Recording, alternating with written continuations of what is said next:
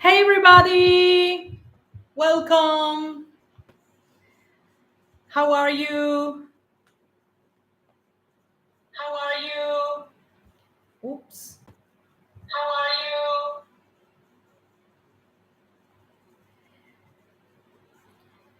So, right here, I decided to do a live thing. Thank you for tuning in. Merry Christmas, everybody. I hope you had a wonderful Christmas. Over here, it's incredibly hot. And, but here we are. I wanted to make this live because how can I say? I'm a little bit upset, if you want to call it that way. Um, so I wanted to um, basically tune in for you guys. Okay, so for those ones who follow the channel, thank you very much for coming back. My name is Tamara Bonsi. For those ones who don't know me and you're tuning in for the first time, thank you for joining us, for joining this conversation. So what happened is that a couple of days ago, I've uploaded a video regarding, I did a review on Maria, the movie by Netflix. This is a movie starring Angelina Jolie and a movie directed by Pablo Larraín, which is supposed to be a kind of biopic of Maria Callas. And at the time, I told the truth. I said that I wasn't really happy with the movie. I wasn't really happy. Again, not acting wise. Apparently, Angelina Jolie, she kind of did something along the lines of um, she trained as a singer for 7 months. This comes with the territory. If you're going to be doing a singer, it's to understand a little bit about music. It's a must. So it's not like you need really praise for it. It's part of your job. But I think she done a decent job. So this is not a thing against Angelina Jolie. I just didn't like the movie. I didn't like it because I didn't think it was a fair movie. If we're going to be talking about an icon, we need to explain why she's an icon. We cannot leave it all to, oh, she was a diva. It gets tiring, the cliche that, if you're a female, then you can only be a diva, apparently, and that you're difficult to work with, and that you're a nightmare. And to portray Maria Callas for the last 7 days of her life when she's about to die, I don't really know who thought this was a good idea. I saw some of the reviews. People that know nothing about music, they love the movie because they think that Angelina Jolie is perfect and that the cinematography is amazing. For those one who know about the music, it's disappointing once again to see a fellow colleague, a legend, to be portrayed in that way. So since Netflix is not going to do the job and Hollywood isn't going to do the job, then let me explain to you why I'm upset and who Maria Callas is. So I'm going to start by saying that Maria Callas was, by definition, a dramatic coloratura soprano. And you may say, what the hell does that mean? Well, let's put it this way. Singers, generally speaking, they follow under three categories. There is a lot of discussion, but the three categories are the following ones. If you're a female, you can be a soprano, which means that you deal with the higher notes because they come out naturally to you. So your range, natural range, is in there. This is called registers, right? Registers. What's your register? I'm a soprano. Why? Because my range is high notes. I get there naturally. Then you have the middle register, which is called mezzo soprano for women, which means that yes, you may have soprano notes, but your timbre, your color of your voice, it's in that middle range. And then you can be a dramatic, well, not really dramatic, but you can be a contralto. So you have soprano high. I don't think I'm explaining this very well. So soprano high notes, mezzo soprano middle notes, and contralto lower notes. You can have a very good range. You can be a contralto, but the timbre, the color of your voice, it's what's going to define what's your register. Not so much the notes, but the color. There are some people who have lower color. There are people who have a higher color. So that's what we mean when we say register. You have a particular sound, and that sound has a category. For men, it's the same. Higher tenors. In the middle grounds, you have baritones, and then the lower ones are basses. So what do we mean that Maria Callas was a dramatic coloratura soprano? Well, believe it or not, with these three registers, there are some subdivisions as well. The subdivisions are not universal. Some people still use other kind of definitions, but there are three staple subdivisions of the register. So you can be a light soprano. A light soprano means that you are very much acquainted and natural at singing very high notes. You can be a lyric soprano, meaning that you're a soprano, but you have you're very grounded on your middle range. And then you can be a dramatic soprano, meaning that you have a voice of a soprano, but you're very good with your low range. And being very good at that low range means that you're kind of bordering a mezzo soprano. So I know that this is perhaps confusing. The voice is not something as simple to define, but in the classical range, you can either be, as a female, a soprano, a mezzo soprano, or a contralto. You can also be what some people call alto, which is a mixture of mezzo soprano and contralto. If you go to a choir, you don't have the 6 voices. You have 4 voices. Soprano, which can be divided soprano 1, soprano 2. And then you have alto, which is a mixture of mezzo soprano and contralto. Same thing goes with men. Normally you are going to be in the tenor voice. If you're a tenor, that can be divided tenor 1 or tenor 2, and then normally everybody else is called baritone. So giving this very controversial, because some people fit the register very well. You can tell that straight away. And some others are a little bit like, is she this? Is she that? And Maria Callas was in that, is she this? Is she that kind of range? Because she was a dramatic soprano. Yes, she can do soprano, but her lows were very strong and very vibrant. So that's why she was called a dramatic soprano. Coloratura means melisma, those very long phrases in which you do a lot of inflections. That's called a coloratura from the classical perspective. So she was a specialist in coloratura, but as a dramatic soprano. So, having explained a little bit what it means to be a dramatic coloratura soprano, or a dramatic soprano, or even a soprano, because I don't think the movie even attempted to explain that, I'm gonna now develop my thesis, which I divided in 3 parts. The first one, I'm going to talk about the talent of Maria Callas. Then I'm going to talk about the artist. And at the end, I'm going to talk about the mastery. So let's start with the talent. We heard so many things about her voice. Yes, I just explained that she had a very wide range because she could cover both soprano and contralto. And that's an inner talent that you have.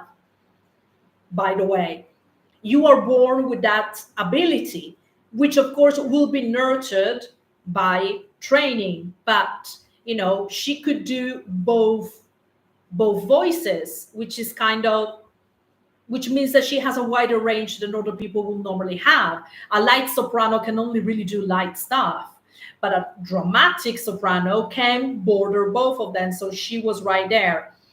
As an actress, she was both visually and voice wise deeply committed to her art. And this is something that we're going to be talking about a lot because as an actress, she was also very lauded for. And by the way, it's very difficult to sing and act at the same time, particularly opera. And we are going to talk a little bit more about this. Her beauty is not only the physical beauty, but the beauty of the sound that she had. And she carried herself with incredible personal grace. So yes, her beauty, it's also in the mix of why Maria Callas was a legend. And of course, the musical genius, her agility, her power, her technical precision, due to her old school training from the 19th century bel canto. Bel canto, which in Italian can roughly translate to either beautiful singing or good singing. Technically, it's both of them because it's not only about singing beautifully, it's to know how to do it, to take care of your voice. It's a 16th century technique that worked on people to have brighter tones and to be lighter in their sound and more agile. The counterpoint to bel canto is verismo, which is something that came in the late 19th century and early 20th century. Verismo comes from the word vero, which in Italian means truth. And basically, what you're trying to do with verismo is talk about everyday people's troubles and toils and everyday people's things. So you have more of a truthful portrayal of everyday people. Excuse me, something that, for example, in the 16th century, that wasn't really the norm, because when you did opera in the 16th century, particularly in the early 16th century, in the early Baroque period, opera was all about myths and it was all about gods and goddesses. And what the 19th century, 20th century tried to do, it's bring more of a everyday people's things in order to engage the audience. So in the verismo, perhaps during that time, the biggest exponent was a soprano, a lyric soprano called Renata Tebaldi. Renata Tebaldi was very good in verismo.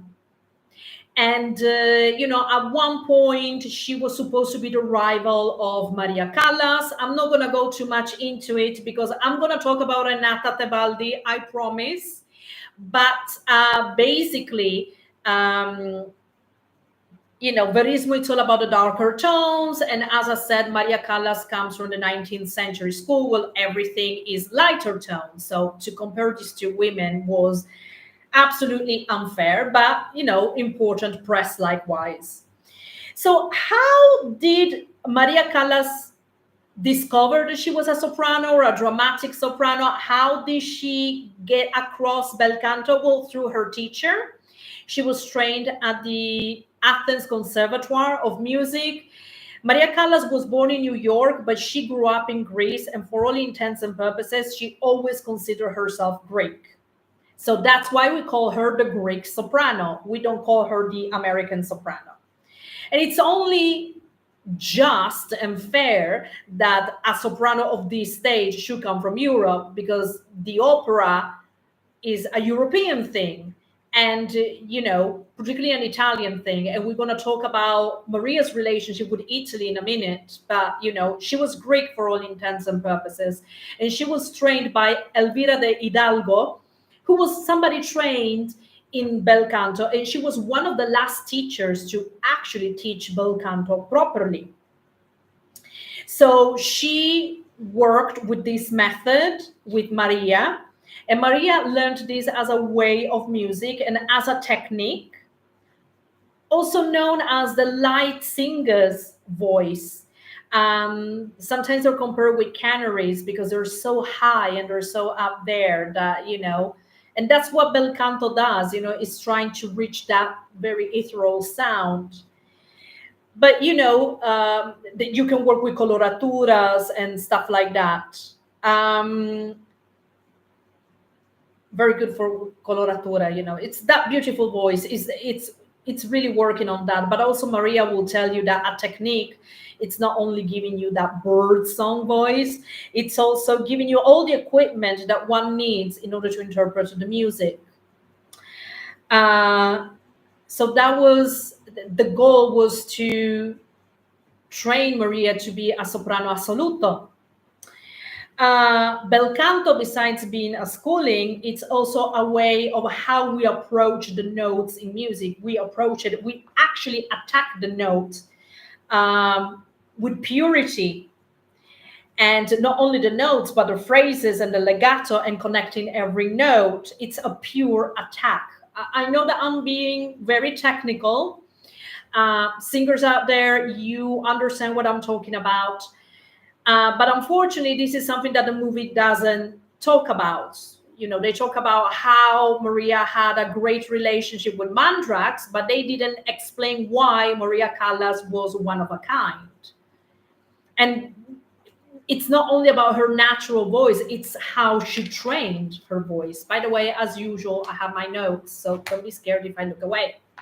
I'm still with you.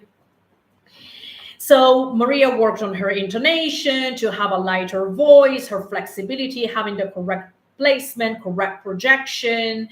In order to do so, she worked very interesting vocalizzis. Vocalizzis are kind of warm-ups, the same way that an athlete warms up before starts training, so do singers. Dancers do it as well, by the way, and so should actors. And vocalizzis are there to build strength in your muscles. And there were two types of vocalizzi that she will use. Two type of authors, by the way, Panofka and Concon, which they made, like vocalizzi styles and exercises. So those are the ones that she used to work with. Another thing that Maria will tell you is that opera is not just beautiful singing, it's about words, communicating words, it's about comedy, it's about drama. So this is the reason why her acting was considered one of a kind, because it's very difficult to sing and to act at the same time. Guys, try it and let me know how it goes. So Maria was about interpretation and style and harmonizing, not only with the music and with the orchestra, but also at times you need to harmonize with the choir. And sometimes we need to harmonize with other colleagues on stage, because perhaps you need to do duets, or you have more than two people singing kind of simultaneously. So you need to have talent to do that as well. It's a lifetime job, and you're always continuing studying and improving, like in most careers anyway.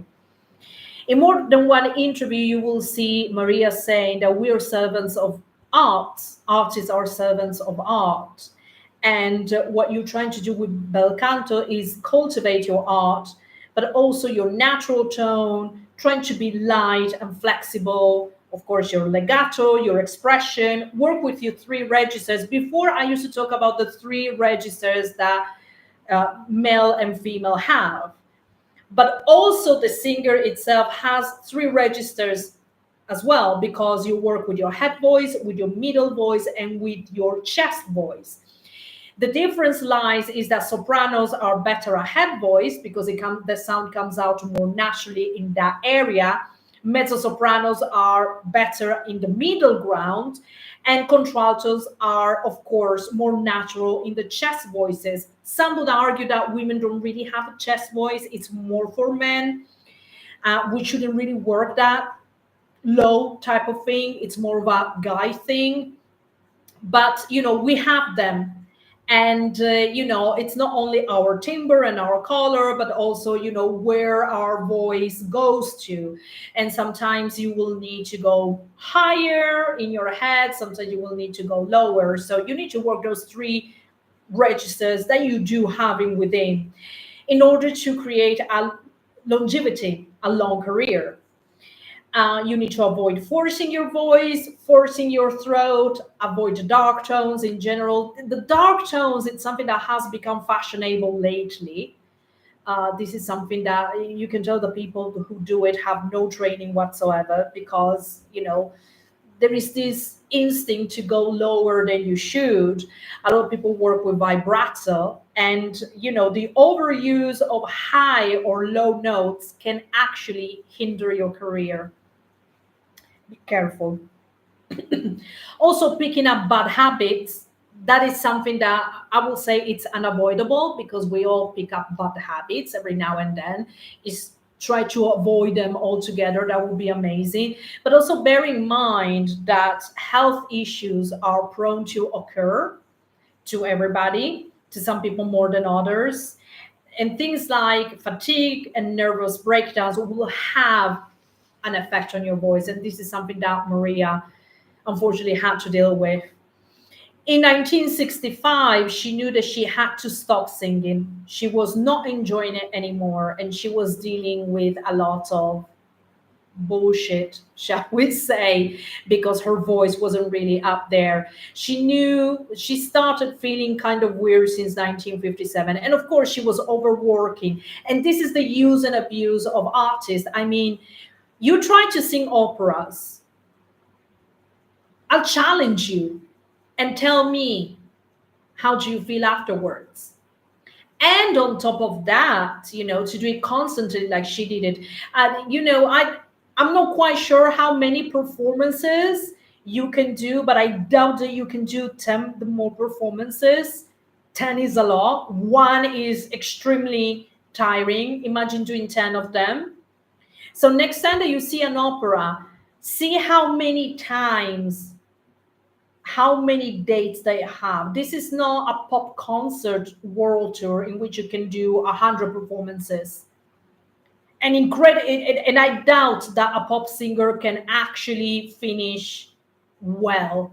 She's gonna be, or he's going to be tired as hell. I'm pretty sure that's how Taylor Swift will. I don't know if she finished her Eras tour, but ask her. And she's a pop singer. She's nowhere near the level of Juan Maria, Renata, Luciano, Don Placido, all what these people did. You cannot sing constantly, because it takes everything out of you. So please understand that singers are human beings. They're not here just to entertain you. They can also get sick. And this is something that people should have appreciated at the time when it came with Maria. Maria will define talent as to give the most difficult with the greatest ease. And that's what talent really is. It seems super easy, but it is actually very difficult, and it takes years for you to learn how to make it look easy. Your heart and your mind are absolutely into it, but we also understand that there are people out there, and our objective is to bring truth in music, in order for all of us to transcend. Not only the artist transcends on stage by doing something amazing and fantastic, but so is the audience that are part of the performance as well. Even though they're just there watching, you're transmitting stuff with them. And it's about making them feeling that thing that they wouldn't feel in their everyday life. That's the whole point of a performance. Everybody transcends, and it's not a very easy thing to do, by the way. Maria will also tell you that if you are in this, your life is about sacrifice, devotion, and dedication. This is truthful for every artist, and is also truthful to any person who take their job seriously. You make sacrifices because you're dedicated to it and you're devoted to it. You need to be that. And once again, we're here to serve music, because that's our first and main duty. And bear in mind, this is something that I talked constantly about, the ethics in the art. There is a standard that you need to hold yourself accountable. This is something that Maria Callas knew very well. That's why she's a legend. She also understood that you need to adapt yourself, and at times you will need to compromise. Yes, this is something that we all do every day in our lives in order to keep us afloat. And understand that you not only you need to keep yourself accountable, you need to keep yourself at your higher standard, because that's what the audience deserve. If they're here to pay to see you, you need to give them your best. Of course, now the public is less patient because it's also more ignorant. But you know, Maria tells us not to accept any imitations or substitutions, and this is something that is happening quite a lot lately. That's why we have the artists that we have. I mean, look at billboards, supposed to be what the greatest artists of the 21st century. I mean, look at the top five.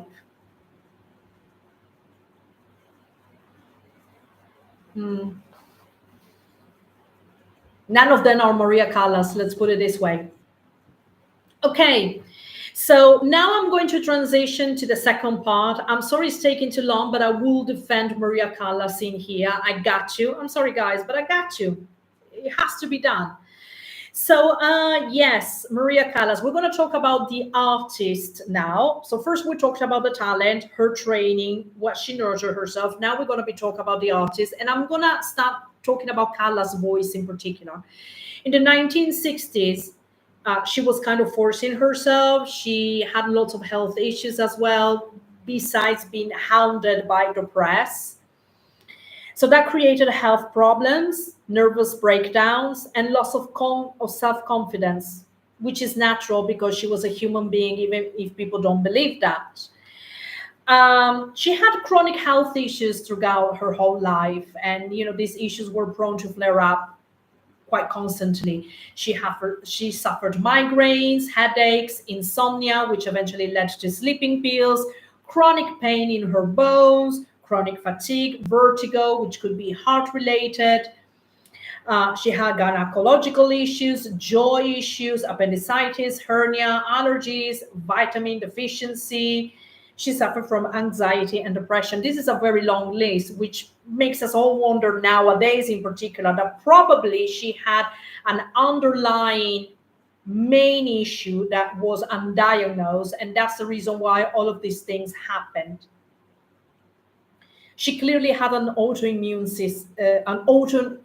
disease, which led to all these things. It is believed that perhaps she had hypermobility, which was undiagnosed, and that's the reason why she was prone to being ill. But unfortunately, at the time, there was a lot of ignorance. There is still a lot of ignorance when it comes to autoimmune diseases, because some of them are incredibly rare. So there isn't a lot of, how can we say, a lot of research on it. So at times you will go to a doctor and tell the doctor that you're feeling this and you're feeling that, and the doctor will reply that it's all in your head, which makes things even worse.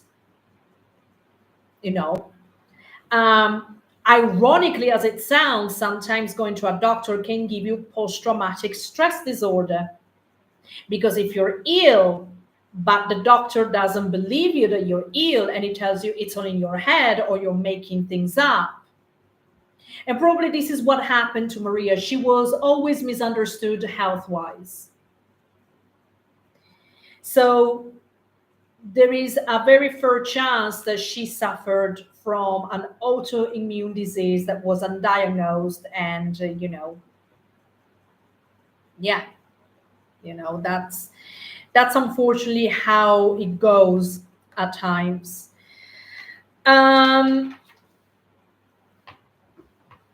Let's dive a little bit. As an artist in 1946, she moved to Italy, that, as we know, is the land of opera. She was looking for better job opportunities, of course, and she happened to come across Tullio Serafin, who was somehow her mentor in Italy. They worked together. He was a conductor. He took her to the arena in Verona, guided her, and started working on her coloratura. That's why she became very good at it. She eventually worked with Franco Zeffirelli, the director, that taught her how to act and to trust her body. In 1949, I'm sorry, 3 years after, she moved to Italy. Her big breakthrough happened when she sang I Puritani. She wasn't meant to, but the singer who was supposed to do it fell ill because, once again, as you can see, singers fall ill quite constantly. We're talking about their vocal cords, we're talking about their body, their instrument. And I Puritani were supposed to happen in Teatro La Fenice in Venice with another singer. She fell ill. So, kind of, Maria was obliged to take this role. She wasn't meant to. She was already doing something else. So she was like, there is no way on earth that I can do I Puritani. What the hell are you talking about? But Tullio Serafin said, oh, no, no, no, you're going to do it. Trust yourself. And there she was. She did it. This is also the same year that married Giovanni Meneghini, which happened to be her only husband.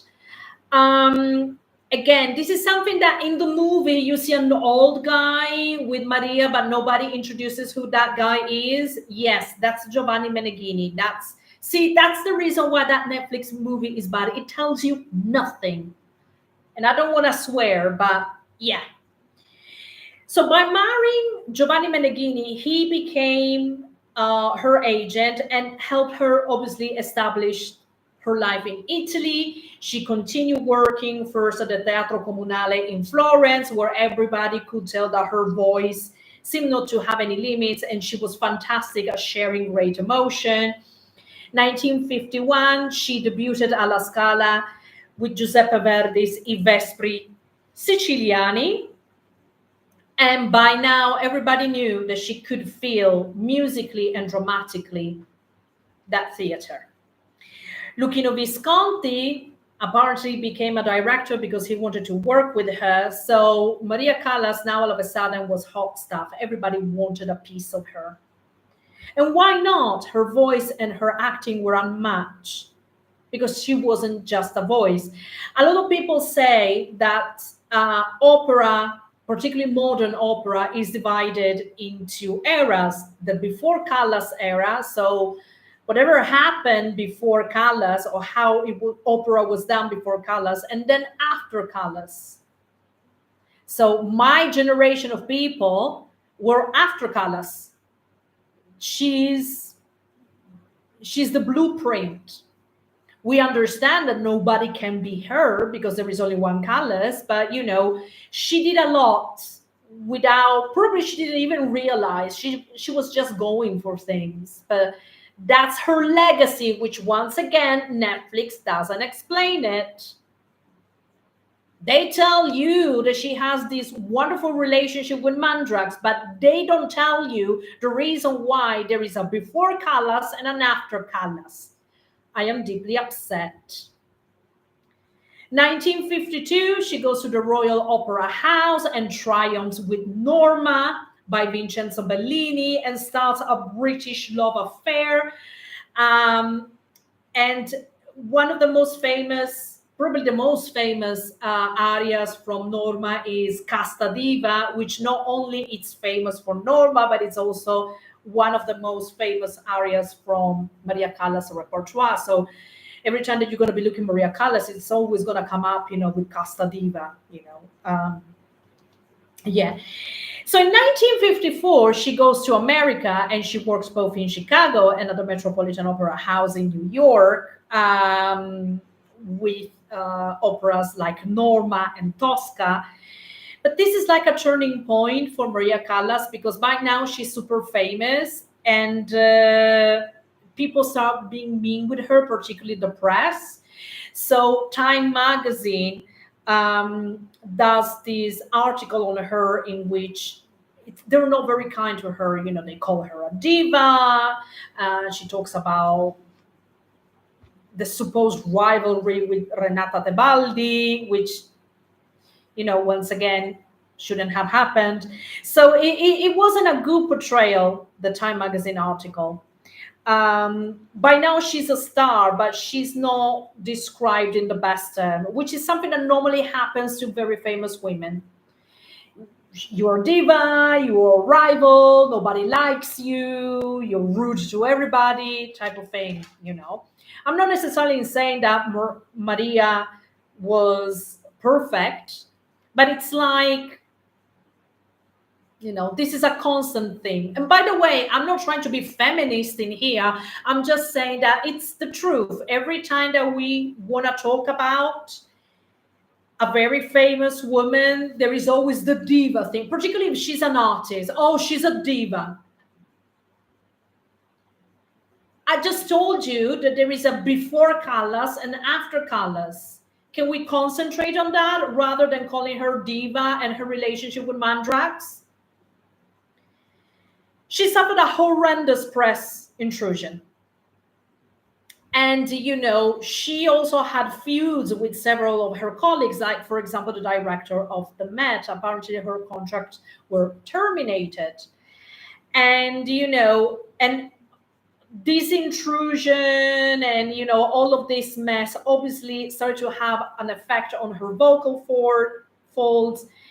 They were wearing themselves out. And all of a sudden, also, what seemed amazing that, oh my God, Maria can do deep roles, she can do Wagner, she can do Verdi, but also she can do lighter roles. All of a sudden, this flip-flopping also has an effect on your voice. And at the end of the day, she has a human voice. So obviously, she's going to get tired. Renata Tebaldi, she had to take a whole year off in order to recover. And her career wasn't exactly the same when she came back. Why do we expect less from Maria Callas?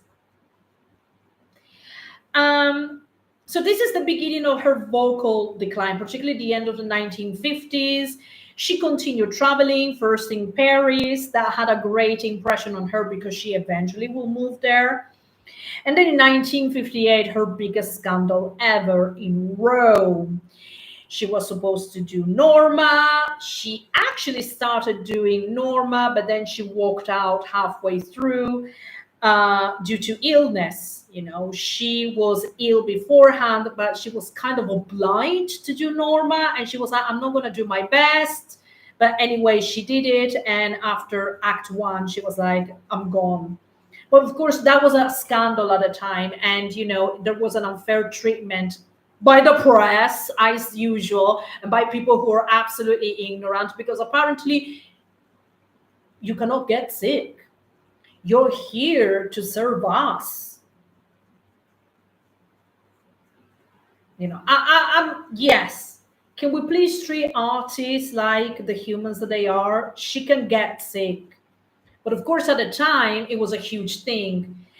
And to make matters worse, the president of Italy was also in attendance. So apparently, the press said that she didn't want to sing for him. It's like crap like that, you see. So, she also had very public mistreatment by members of her own family. Her mother came out with a book, apparently, and talked really badly about her own daughter, which I think tells you everything that you need to know about Maria Callas' mother, quite frankly. And during this time, she divorced Meneghini and started a relationship with Aristotle Onassis. So there was a scandal there too, because, oh my gosh, she's leaving her husband for Onassis. This is not done. When men leave their wives all the time, women cannot leave their husbands, apparently. Again, I'm not trying to be feminist. I'm just trying to say, hey guys, can we leave her alone? So start summarizing, everything that she's going through. The press is pursuing her horrendously. She's getting sick. She separates from her husband. She starts a new relationship, but everybody is blaming her and telling her that she shouldn't do so. I mean, come on. Also, she slimmed down dramatically during this period, and with all the pressure, I mean, how wouldn't you? And it seemed that some people said that by request of Onassis, but she started withdrawing from opera and singing altogether. Her last performance was in 1964. Her last opera performance was in 1964 with Tosca at the Royal Opera House. And again, guys, under these circumstances, how difficult it is to sing and act, and on top of that, dealing with everything. Come on. Netflix, you need to do better. Angelina, why? Oh. So in 1971, she moved to Paris, and she started like her final farewell tour, which eventually led to her last performance ever in 1974 in Sapporo, Japan. Unfortunately, Maria died 3 years later, September 1977, in Paris from an apparent heart attack. She was only 53 years old. Her tremendous, unmatched stage presence came to an end. Before I finish, I want to talk about the mastery. In an interview, Maria Callas talked about how singers are an instrument to the use of music. And it is our job as singers to become musicians. So we're not here just to look pretty and melodies. No, you need to know your stuff. That's what she's trying to say. And I'll be very honest with you. This is something that musicians and singers don't understand, particularly the new ones. I remember a few years back having a conversation with somebody who claimed to be the singer of a band. So I asked him, "Oh, what's your register?" And his reply was a pretty shameful reply. "Oh, I don't sing like that." What do you mean that you don't sing like that? "Oh, no, I'm not a professional singer." Yet you're singing in a band and you want your band to succeed. So if a guitarist understands his range, a bassist understands his range, a pianist understands his range, why the hell singers bloody don't? "Oh, no, no, no, we're not here to do things like that." So what the hell are you singing for then? "Oh, no, no, no, no, I'm not like that." You're not, so you're not professional, you're not good. Okay, I get it. Maria Callas, become a musician, you need to know what you're doing. Um, Again, we're here to serve music, first and main duty.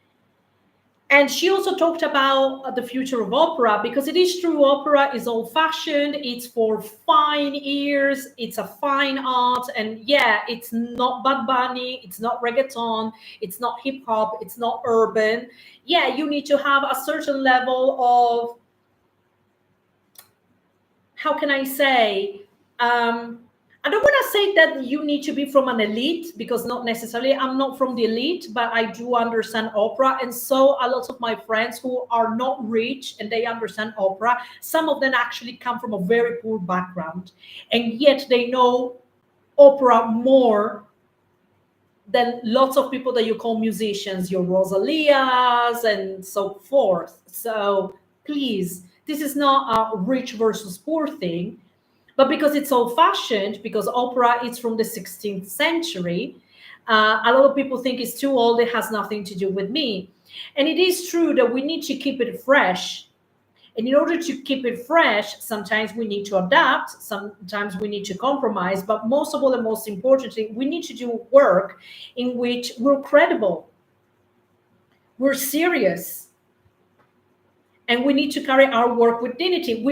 By the way, this is what all artists should do, opera or not. You need to be credible, you need to be serious, you need to be dignified, and you need to be able to persuade the public in order for the public to engage with you and your art. So this is what Maria Callas can give us a masterclass of art by herself. Netflix, Again, I'm very annoyed, guys. I'm sorry. I'm super annoyed with Netflix. This could have been a great opportunity to teach the new generation how things are done.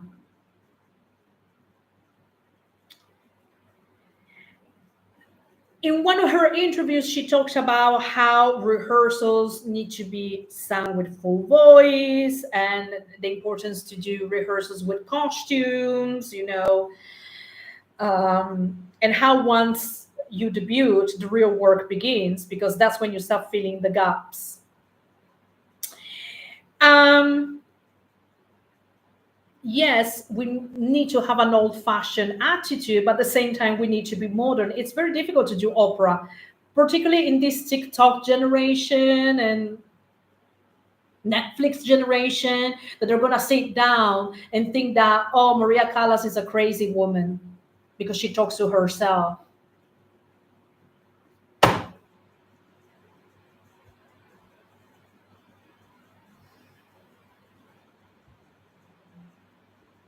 Yeah. Um, anyway, I can talk about other things. Um, yeah. She talks about how we need to, whatever the composer composed, we give a breath of life. We bring into life what the composer wanted when he wrote the piece, and that's the job of performers. Okay, so yeah.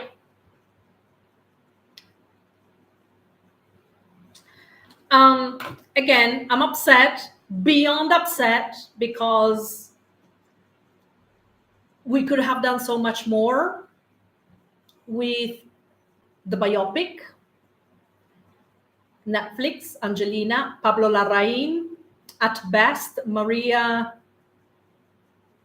the movie, whatever you want to call it, is at best an Oscar vehicle for Angelina Jolie, at worst, exploitation. I'm going to lean to exploitation. We're exploiting Maria. With the difference that for a lot of you, it's no exploitation because, yes, I'm going to say Planned Parenthood, it happens to be okay with it. Like you weren't okay with Blonde. Yes, you were absolutely okay with Maria. Yes, I've said it. I've said it. I've said it. Algorithms out there. Yes, I've said it.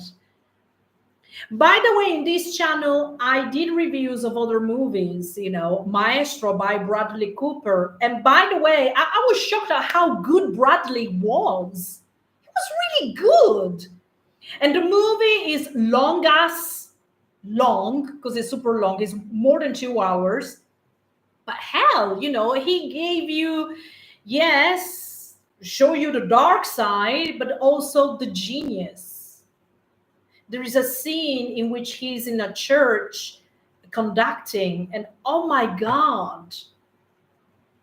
So yes, there are biopic out there that are very good, I've always going to defend Blonde. Blonde told us the full story of Marilyn, including the uncomfortable stuff. But Maria only tells us the uncomfortable, doesn't tell us anything else. Show me a scene in which she's happy. No, even with Aristotle Onassis, she looked happy, according to Pablo Larraín. So yeah, I'm sorry. Thumbs down to Maria. I hope I was able to give some justice. Because I think Maria Callas deserved better. She was human. She made her mistakes, but also she was amazing. And there is a reason why she's amazing. And we need to talk about that. We need to tell the new generation what makes amazing, amazing. And all I see in here is people that are not really amazing themselves, trying to tell you an amazing story that isn't amazing. So yeah, I hope you have learned who Maria is, I'm going to leave a couple of links for you to, engage and see furthermore. But, Netflix and Hollywood need to take a seat. There is a lot that we can talk about Hollywood nowadays and um, how unnecessary they are, how really unnecessary they are. Gotta be honest and gotta say it, and um, yeah. So anyway, thank you very much, everybody, for engaging and being here. And as you know, as usual, this was a live thing. I think I'm gonna start doing more lives. But by the way, you know what to do. If you like this video, like it, share it, subscribe, support me on my Patreon, and always here to have honest and open conversations about art. And this is my little tribute to Maria. And maybe one day, if I'm able to share my singing with you, with one of her famous pieces, I don't know, like Casta Diva or Vici d'Arte, uh, I'll share it with you. By no means I'm anywhere near who Maria was, but then again, I'm another person, so I don't need to do the same things that Maria does. But she's the blueprint, and there is a reason for it. And hopefully, I shared a little bit with you guys why she was the blueprint. So, thank you very much.